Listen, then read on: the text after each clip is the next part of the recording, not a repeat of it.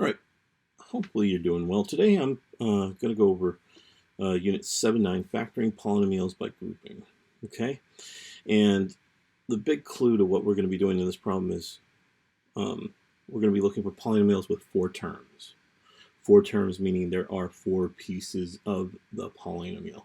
So these are no longer quadratic trinomials, because those were only 3 terms with a second degree highest. Sometimes we're going to see 3 powers of 3, powers of 4. The main thing we're looking for, though, is 4 terms altogether. Okay, so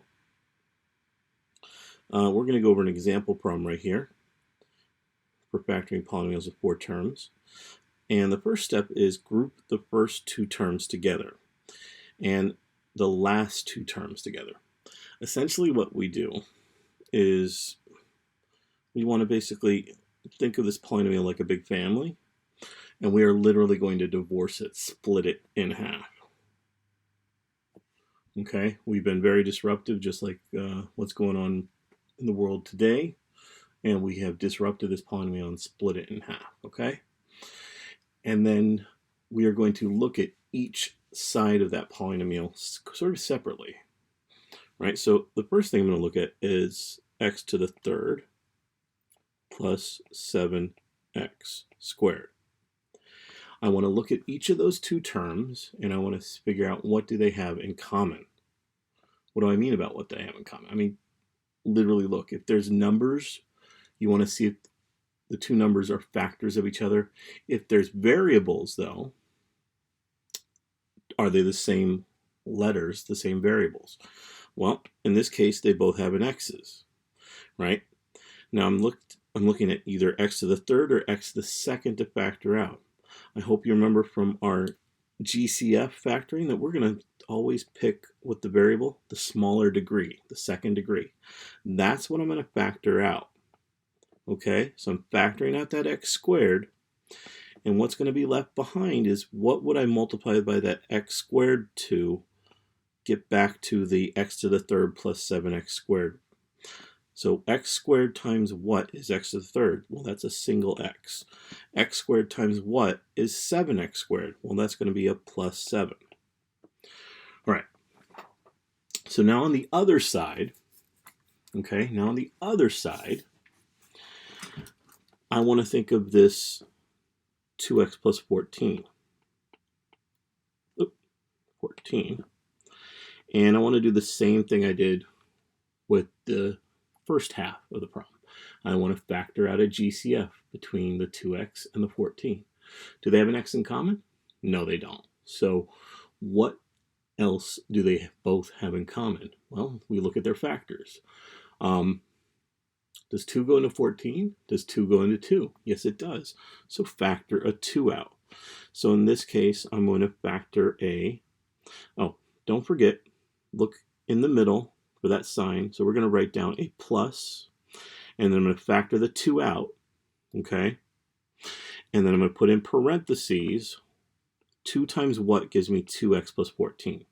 2 times what gives me 2x? X. 2 times what gives me plus 14? Plus 7. All right. Now this is the big check moment, okay? Right here. If you could see my hands, I'm saying this is the big check moment. We're going to double check everything. So think double check to yourself. This is what you're going to double check. You are going to look at the parentheses. X plus 7, check. X plus 7, check. They're exactly what? The same. If they're exactly the same, we are going to factor out the common binomial. Well, the common binomial here is the 2 terms that are in the parentheses. And so those 2 terms get factored out. X plus 7. And they literally get factored out of each one of those terms. So now, this is the cool part. What was not part of the parentheses of x plus 7? Well, the x squared wasn't, and the plus 2 wasn't. but it's its own parentheses, because if I multiply the x plus 7 times the x squared, I get the x squared times the x plus 7. If I multiply the x plus 7 to the 2, that's where I get the 2 times the x plus 7 there. Now, if you're going, whoa, I don't understand, I don't get, well, this is the check. The step 4 is check. Check by distributing. So if I have this, I'm going to write the x squared in the front here. I don't care where you place the x squared. I'm going to place it right there just for checking though. And in the second parentheses, let's put our x plus 7 there. All right. So what am I going to do? I'm going to distribute the x squared to the x. That's going to give me x to the third. I'm going to multiply the x squared to the 7. That's going to give me plus 7x squared. All right, now I got to go to the inside term, 2 times x, so plus 2x. And then 2 times 7, plus 14. Your check here is that what you originally started with? Yes, they are. All right, so what is your actual answer here? The factored form of this polynomial? The factored form is going to be either writing down x plus 7 times x squared plus 2, or it's going to be where you move the parentheses around and write down x squared plus 2 times x plus 7. Okay, either one of those two answers is good. I'm happy with you. Okay, all right, so let's take a look at a couple more examples. Now that you've seen one, you're probably saying, oh, I can do it. Okay, but let's practice. All right, don't just jump way ahead. All right, so let's try 1, and I think we'll do 1, 3, and yeah, 1, 3, and maybe 5 or something like that. All right, so number 1, again, how do you start these problems? Don't look at the steps. It's really easy. Just divorce the polynomial, split it up, cut it in half. Boom. Draw a big line there. That lets you mentally focus left side, right side, okay? Look at the first two terms. What do they got in common? There's no number around the x to the third power. They both do have x's though.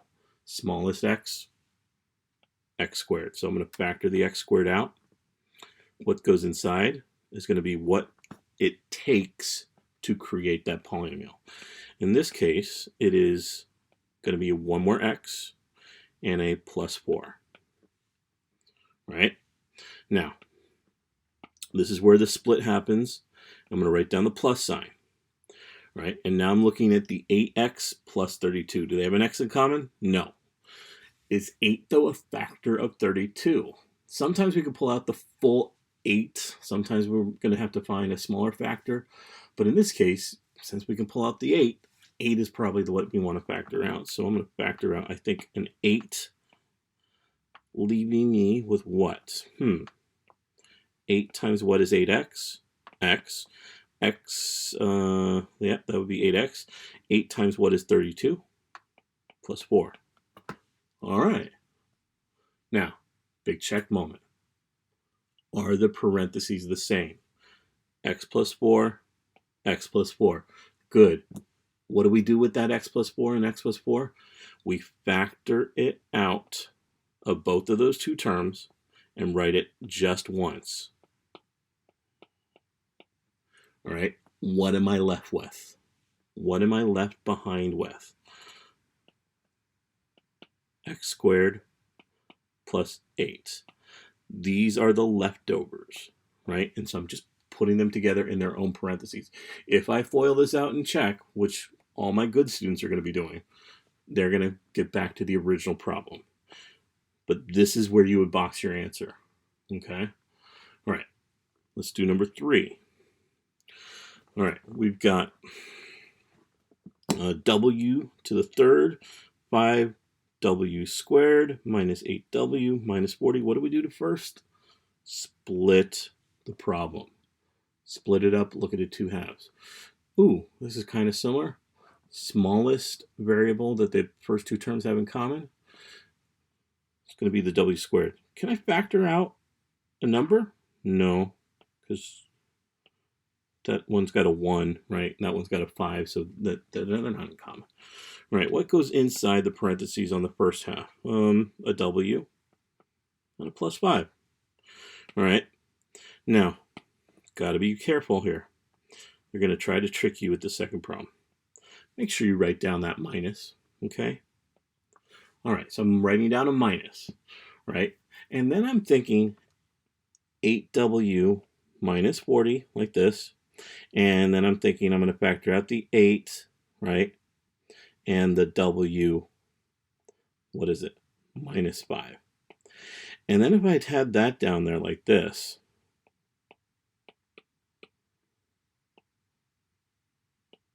the parentheses are not the same. Oh, that's a problem.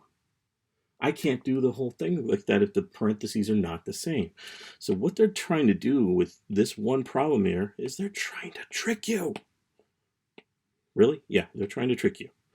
Because they know that that's a subtraction sign. Okay? So what they're doing when we leave that subtraction sign out there and we leave the W inside the parentheses here, this W is a positive W because negative 8 times W is negative 8W, right? My goal is to get back to that half of the problem. Now I'm going to multiply the negative 8 times another term over here, and that other term has to be a negative 40. So it can't be what? It can't be negative. It's got to be instead positive, plus 5. Oh, because the positive 5 times the negative 8 leaves me with the negative 40 that I wanted. Yes, exactly. All right, so now check the parentheses. Are they the same? They are. So you factor out the parentheses, and you're going to write down then W plus 5 just once, and then you take the what? You take the leftovers, W squared minus 8, and you put them in their own parentheses. Box it, done. Okay. Getting the hang of this? Hope you are, because I'm going to have you do 2, 4, and 6 all on your own. All right. 5 p to the 5th minus 6p to the 3rd minus 2p squared plus 12. Okay, remember, what is the first thing you do? Find the first two terms, split them in half. All right, then look, what do we got in common? Looks like we got p's in common. Do we have numbers in common? No, I don't. Okay, so take the smallest p that they both have in common. In this case, the 3rd. So p to the 3rd. All right, what's going to be left behind? P, I'm going to put that in red. P squared, right, because 3 plus 2 makes 5. And then minus 6. All right, done there. And then on this next one again, second half, I'm going to subtract, right, subtracting. And now I'm thinking, okay, what's going to go inside here? All right, do they have a p in common? No. Do they have anything else in common? Looks like 2. So I'm going to subtract a 2 out. And then I'm going to draw my parentheses, okay? So what's going to go inside here? Well, p squared will be the first one. And then remember, trying to trick you, right, with that negative. And that negative in the middle makes you say, okay, that negative is going to go to the 2 terms there. So that's going to be a p squared minus 6. Why a minus? Because when I multiply that negative 2 times the negative 6, it gives me the positive 12 that I want above. All right, check the parentheses. Are they the same? P squared minus 6, p squared, they're the same. All right, so we can take the parentheses, factor it out, p squared minus 6, put it in its own parentheses, and then take the what? Take the leftovers. All right, so in this case, p to the 3rd minus 2. Done. All right, so pause it. Try 2, 4, and 6 on your own. See if you got a hang of it. I'm going to write down the answers shortly.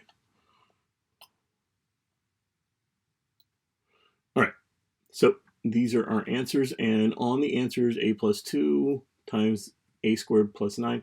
The order can be flipped around either way. So the parentheses can be the a squared plus 9 in the front, followed by the multiplied by the a plus 2. I don't care where the order is. It's all good. Okay? So there's no right or wrong to present the answers to me on those. I don't care if the higher degrees first in the binomial or the smaller degrees first. And I usually try to show you what I'm taking out of the parentheses and write that first, because that was what was the big deal in common. All right, so let's take a look maybe at looking at this next one. Let's take a look at number 12 on the back here. All right, number 12 looks a little confusing. Same technique though. Do the splits, right? So split it up and look for what you have in common. Now, my coefficient there is a 1c squared d plus 3c squared. Do they have anything in common? Hopefully you're going, I do see the c's that they have in common. Well, that being the only thing they have in common is what we'll factor out. So we're going to factor out the c squareds there. What's going to be left behind? Looks like it'll be a single d plus 3. All right.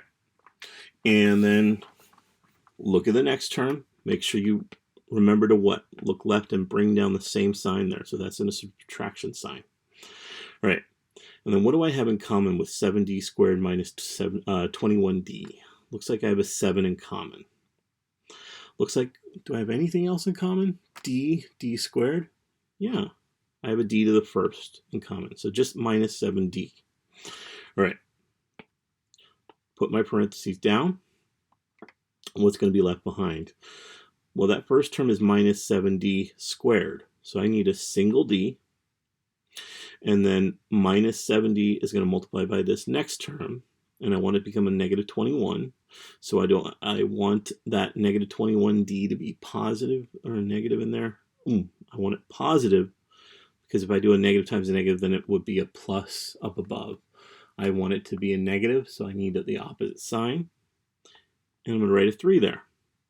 Do I need a d? No, the d's on the outside with the 7, so that should be good. And then look at the parentheses. Do they match? They do. So d plus 3 and c squared minus 7d. Done. All right. So where can you get really confusing, challenging ones? Okay. So their directions are factor each polynomial by rearranging the terms first and then use the grouping.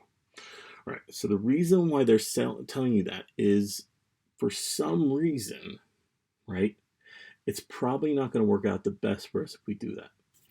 Now, is there a right way or a wrong way to rearrange them? Not really, but if I left them the way they were, it really wouldn't work well. Let me show you. 2xy plus 5x minus x squared minus 10y. Right, so if I split that in half, the first two terms have a what in common? An x. So I could factor in an x, and I'm going to be left with a 2y plus 5. And then over here on the second two terms, subtract out a, well, minus x squared minus 10y have nothing in common. So the only thing that I can factor out of both two terms is a negative 1. That's going to leave me with an x squared plus 10y. Well, why did you change the sign on the 10y?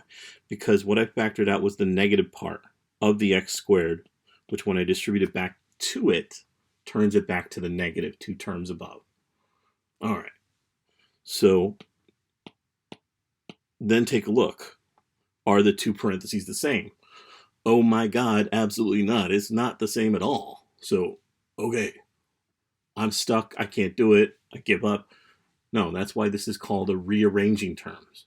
So we're going to try to regroup the terms so we like them better. Okay? Now, does it matter if I group them in exactly the right way? Just try playing around with them differently than the way they're set up now. Because right now, they're not working at all for us. Right? So We could probably do it two different ways, though.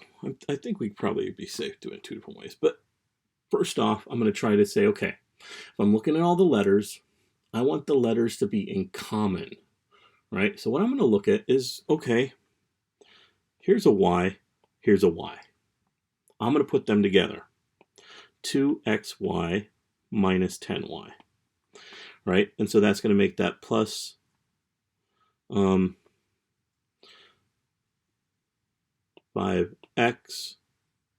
minus x squared, all right?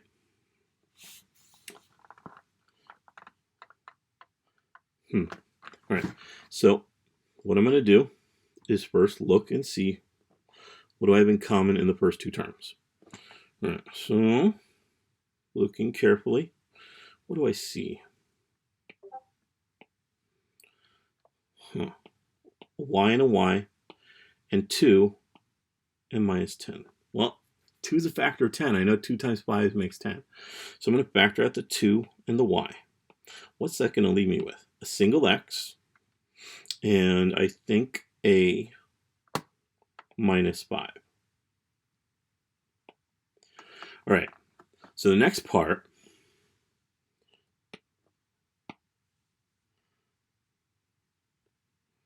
right, looking at the two terms, what's in common? Now, this one, I'm going to try to show you the mistake that I'm going to make first and get confused on it, okay? So hold on just a second. What do they have in common? X's, right? So I'm going to say, oh, plus x 5 minus x. Now, look at the parentheses. Are they the same? No, they're not. They're not, Mr. Mori. That looks weird. That looks different. Why? Because one's x minus 5, one's 5 minus x. So at this point, I'd be really confused. Did I make a mistake? Well, the one thing you do when you factor by grouping is you have to remember when you have variables of the same power, put them in standard form. So this plus 5x minus x squared, I should have thought of it like this, minus x squared plus 5x. Why? Because I want the x to the bigger power out in the front. Why? Because I got the x out in front there on the left side of my parentheses. Oh, that makes more sense. So, what do I want to see?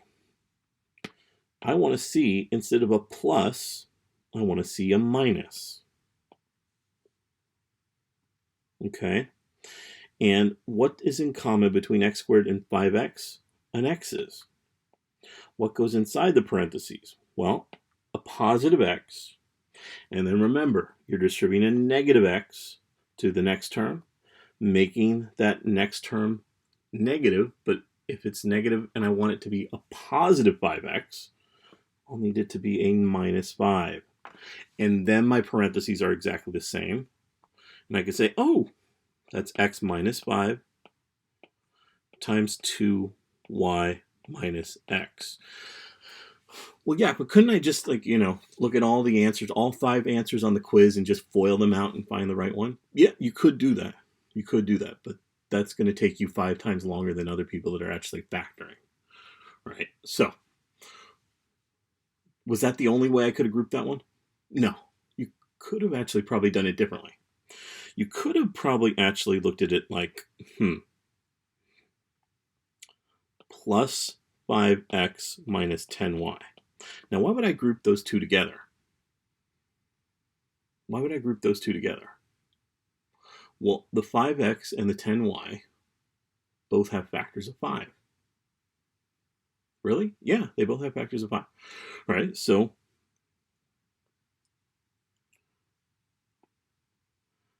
what would the next two terms be? Well, the minus x squared and the 2xy. So let's write down, minus x squared plus 2xy. Remember to look left to see the signs of your terms there. All right, so what am I going to do on the first part of the problem? Factor out of 5. That's going to leave me with an x minus 2y. All right, Second term. What's in common? Looks like a negative x's. So I'm going to factor out a negative x, leaving me with a, remember I just took the negative sign there. That's going to leave me with a single x and a minus 2y. All right. Now my parentheses are the same, so I'm going to get x minus 2y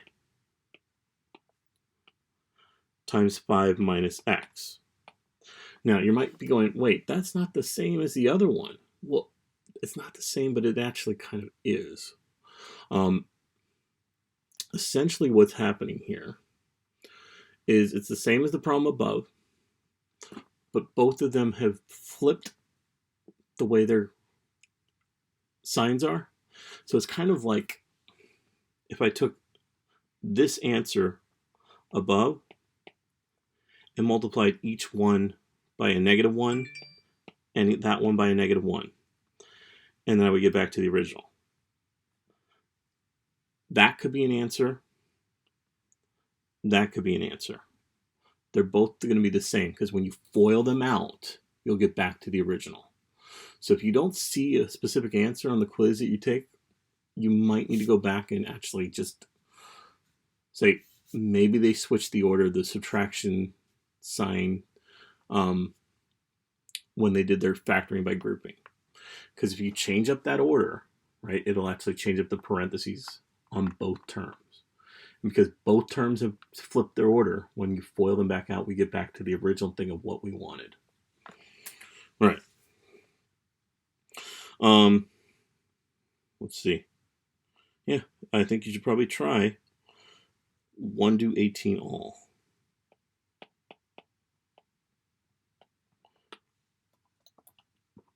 All right, good luck, do your best, and talk to you soon.